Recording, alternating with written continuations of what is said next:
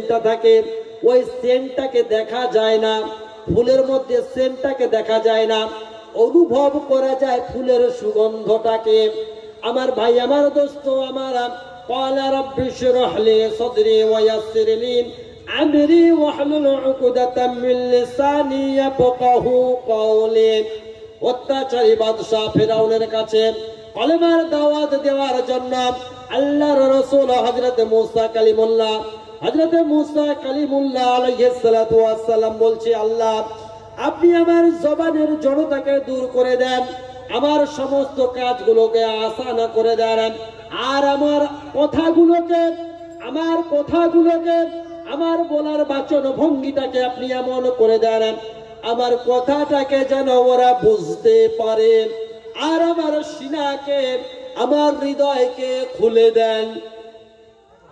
এবার হৃদয় বা সিনা, এই হৃদয় বা সিনা খুলে দেওয়ার অর্থ কি? বাংলাদেশের জেকার দেখা যায়, বাংলাদেশ জেকার করে দেখেন না মোবাইলে, জেকার করতে করতে কত লাফা মেরে উঠে যাচ্ছে, আবার টেনে নিয়ে আসতেছে, টেনে নিয়ে এসে বসাচ্ছে, লাফা মেরে উঠে যাচ্ছে। বাবা কি জেকেরের কি ব্যাপার চলছে? জেকের করতে করতে মশগুল হয়ে যায়। কিন্তু ভারতের যে সমস্ত ওলামা হযরত, আমাদের যে সমস্ত আকাবির, সন্ধ্যা আর সকাল জিকির করো, সে জেকের মৃদু স্বরে করো, হালকা ঠান্ডা আওয়াজে করো।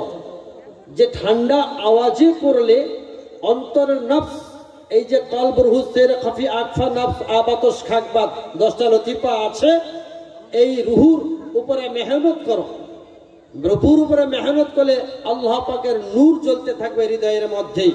আল্লাহ পাকের ইশক, আল্লাহ পাকের মহাব্বত, আল্লাহ পাকের ভালোবাসা হৃদয়ের মধ্যে জন্ম হতে থাকবে। তা মা খাদিজাতুল কুবরা রাদিয়াল্লাহু তাআলা আনহা তিনি বলছেন, ইয়া রাসূলুল্লাহ, ইয়া হাবিবাল্লাহ, আপনার উপরে রিসালাতের দায়িত্ব এসেছে, আপনি সর্বপ্রথমে কলেমা তৈয়বা লা ইলাহা ইল্লাল্লাহ পড়ে ইসলাম গ্রহণ করলেন। মা খাদিজাতুল কুবরা রাদিয়াল্লাহু তাআলা আনহা পরে সিদ্দিক আকবর হযরত আবু বকর সিদ্দিক রাদিয়াল্লাহু তাআলা আনহু তিনি কি করলেন? কলেমা শরীফ পড়লেন। আর বালকদের মধ্যে হযরত আলী কারমাল্লাহু ওয়াজহাহু তিনি কলেমা শরীফ পড়লেন। বলা হয়েছে, ইয়া আইয়ুল মুযাম্মিলু কুমিল লাইলা ইল্লা কলিলান নিসফাহু আবিকুস মিনহু কলিলান আও জিদ আলাইহি ওয়ারাতিলিল কুরআনা ওয়া তারতিলা।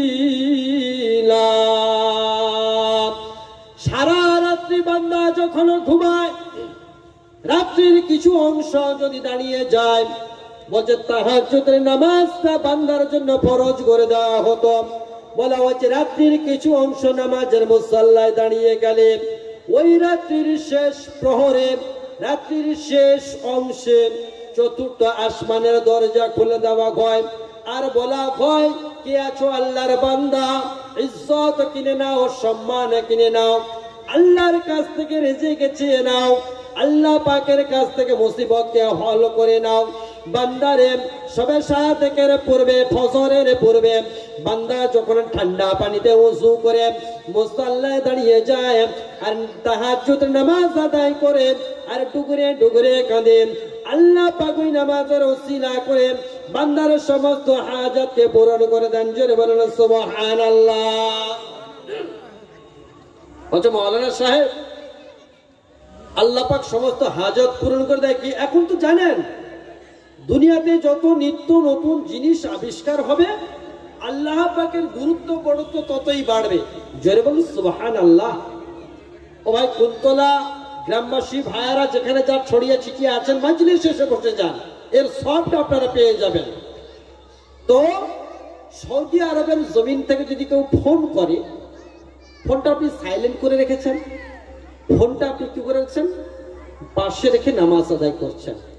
তো ওখান থেকে সিঙ্গাপুর থেকে, কাতার থেকে, দুবাই থেকে, যেখান থেকে যা ফোন করুক, আপনার ফোনে আওয়াজটা কিন্তু হবে না, ফোনটা ভাইব্রেশন, থপ থপ থপ থপ করে কাঁপবে। কাঁপবে না? কাঁপবে, ভাইব্রেশন হবে। আপনি কি বুঝতে পারবেন যে ফোনটা এসছে? তাহলে এমন সিস্টেম আছে, তরঙ্গ, এই তরঙ্গ এমন সিস্টেম আছে যে ফোন আওয়াজ হবে না, থরথর করে কাঁপবে। অথচ এর মাঝখান থেকে যদি আপনি কোনো বেড়া দিয়ে দেন, এর মাঝখান থেকে যদি কোনো আপনি পাঁচিল খুলে দেন, এর মাঝখান থেকে যদি কিছু প্রতিবন্ধকতা আপনি সৃষ্টি করেন, প্রতিবন্ধকতা আপনার কাজে আসবে না। হাওয়ার সঙ্গে ওই তরঙ্গ গিয়ে আপনার শরীরটাকে ভাইব্রেশন করবে। ১,০০০ বছর পূর্বে বিশ্ব নবী হযরত মুহাম্মদ মুস্তাফা সাল্লাল্লাহু তাআলা আলাইহি ওয়াসাল্লাম তিনি বলছেন, কি বলছেন? বান্দা যদি বাড়ির কোণে বসে, আমার উম্মত যদি বাড়ির কোণে বসে, আমার উম্মতানি যদি বাড়ির কোণে বসে, মসজিদের কোণে বসে কলেমা শরীফ লা ইলাহা ইল্লাল্লাহর জিকির করে, লা ইলাহা ইল্লাল্লাহর জিকির করে, মসজিদে বসুক আর বাড়ির কোণে বসুক, যখন জিকির করে একবার জবান থেকে লা ইলাহা ইল্লাল্লাহ পড়ার সঙ্গে সঙ্গে আসমানে যেমন বিদ্যুতের ঝিলিকি হয়, ওই রকম বিদ্যুতের ঝিলিকের মতো আরশে আজিম পর্যন্ত ওই ইল্লাল্লাহর কানেকশনটা চলে যায়। জোরে বলুন সুবহানাল্লাহ। বলছে মাওলানা সাহেব কি করে হয়? আল্লাহ পাকের রাসূলের হাদিস আসছে, বিশ্বনবী মুহাম্মদুর রাসূলুল্লাহ সাল্লাল্লাহু তাআলা আলাইহি ওয়াসাল্লাম তিনি বলছেন, কি বলছেন? বলছে আরশে আজিমের সামনে একটা নূরের স্তম্ভ রয়েছে, আরশে আজিমের সামনে একটা নূরের স্তম্ভ বা খুঁটি রয়েছে। বান্দা যখন জিকির করে দুনিয়ার জমিনে, ওই আরশে আজিমের খুঁটিটা হিলতে থাকে, দুলতে থাকে, হিলতে থাকে, দুলতে থাকে। আমার আল্লাহ বলেন, আমার নূরের স্তম্ভ তুমি কম্পিত হচ্ছ কেন?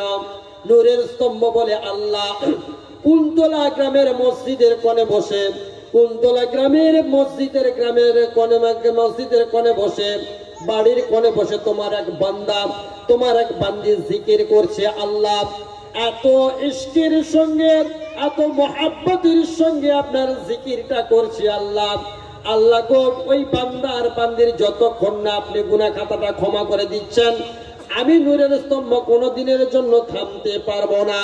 দুনিয়ার জমিনে বান্দা যত কলেমার জিকির করে, হৃদয়ে ডুগরে ডুগরে কাঁদিয়ার কলেমা পড়ে, কাঁদিয়ার কলেমা পড়ে, কাঁদিয়ার কলেমা পড়ে, নূরের স্তম্ভ আল্লাহর কাছে আবদার করে, আল্লাহ তুমি ওই বান্দার গুনাহ খাতা, বান্দির গুনাহ খাতা ক্ষমা করে দাও।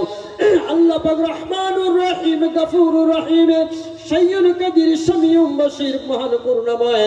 ইন্নাল্লাহা আলিমুম বিদাতিস সুদুর। অবশ্যই অবশ্যই আল্লাহ পাক হৃদয়ের সমস্ত কথাগুলো রাখেন, সমস্ত কথাগুলো জানতে পারেন।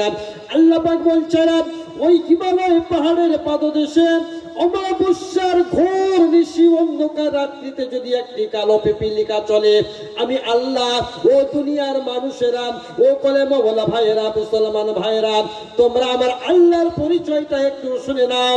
ওই হিমালয়ের পাদদেশে যদি একটা অমাবস্যার অন্ধকার রাত্রিতে ছোট্ট একটা কালো পিপিলিকা চলে, আমার আল্লাহ ওই পিপিলিকাটাকে দেখতে পান আর ওর পায়ের শব্দটাকে শুনতে পান। জোরে বলুন সুবহানাল্লাহ।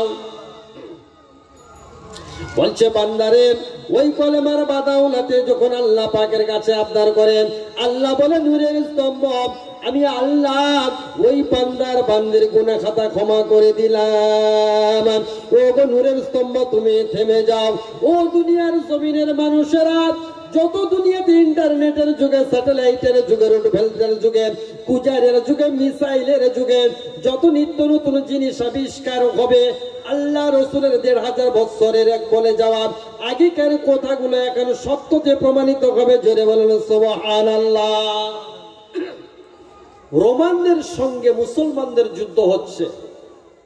ও ভাই, আজকের যে কথাগুলো বলছি আপনাদের কাছে, এই কথাগুলো বলার জন্য ১৫টা বছর মেহনত করতে হয়েছে। পিছনে যে হাফেজ সাহেব বসে আছেন, ওই হাফেজ সাহেব আপনাদের সামনে দাঁড়ানোর জন্য ওকে ৬ থেকে ৭ বছর মেহনত করতে হয়েছে। মেহনত করার পরে, কোরআন শরীফ মুখস্থ করার পরে, হাফেজের পাগড়ি পাওয়ার পরে আপনাদের গ্রামে আসার পরে আপনারা বলছেন জান্নাত বাবু তুমি সামনে যাও নামাজটা পড়াতে, আপনি অন্য কাউকে বলছেন না। কেন বলছেন না? না, জান্নাত 5 থেকে 7 বছর 8 বছর মেহনত করে সেই পজিশনে গেছে, যাওয়ার পরে ওকে কিন্তু আপনারা ইমামতি দিয়েছেন। আপনাদের কাছে আমি ফিরোজ খান যে কথাটা বলছি, এই কথাটার পিছনে আমার 15 বছরের মেহনত আছে। বাংলায় উচ্চ মাধ্যমিক, আরবিতে ডবল এবে দেওয়ার পরে তবে আপনাদের কাছে ভাঙা চোরা আধো আধো কণ্ঠে, ভগ্ন কণ্ঠে, আধো আধো ভাষা দিয়ে কিছু 2-4টে কথা আপনাদের কাছে বলছি। আপনারা যদি গ্রহণ করেন, বলছে আসমান থেকে পানি পড়ে, ওই পানিটা পাথরের উপরে পড়ার পরে ছিটকে চতুর্দিকে চলে যায়, ওই পানিটা বেকার হয়ে যায়। আর ওই আসমানের পানিটা যদি একটা উর্বর জমিনে পড়ে, সেখানে সুন্দর সুশীতল ভাবে একটা ঘাস গজায়, ফুলের বাগানে ফুল ফোটে, সেখানে ভ্রমর আসে, ভ্রমর মধু নিয়ে যে মৌচাকে সংগ্রহ করে, সেই মধু মানুষকে উপকৃত হয়। পানি তাহলে একটা বেকার চলে যায় আর একটা সুন্দর মানুষের কাজে লাগে। আজকের বহু কথা আলাপ আলোচনা হচ্ছে, হবে, এর আগেও হয়েছে। আপনারা যদি 2-4টে যদি গ্রহণ করে নিয়ে জীবনটাকে পরিচালিত করতে পারেন, সেটাই মধু হয়ে যাবে, ময়দানে মাহশরের নাজাতের ওসিলা বা জারিয়া বনে যাবে। জোরে বলুন সুবহানাল্লাহ। তো যে কথা বলছিলাম যে হযরতে ওই সময় আল্লাহ পাকের কুদরতের কারিশমা, রোমান সৈনিক আছে 3 লাখ। রোমান সৈনিক কত আছে? 3 লাখ। মুসলমান আছে 3000। মুসলমান কত আছে? 3000। এর আগে একটু ছোট্ট কথা বলে দেই, কারবালার জমিনে সৈন্য আছে কত? না 1,30,000। কেউ কেউ বলছে 70,000। আর মুসলমানদের ছিল কত? 700 জন। আহলে বাইত ছিল 70 জন। তা কথা হচ্ছে কি, সর্বসময় মুসলমানদের যে ইতিহাস ঘাটলে দেখা যায় যে বৃহৎ অংশের সঙ্গে অল্প অংশের লড়াই, বৃহৎ অংশের সঙ্গে অল্প অংশের লড়াই।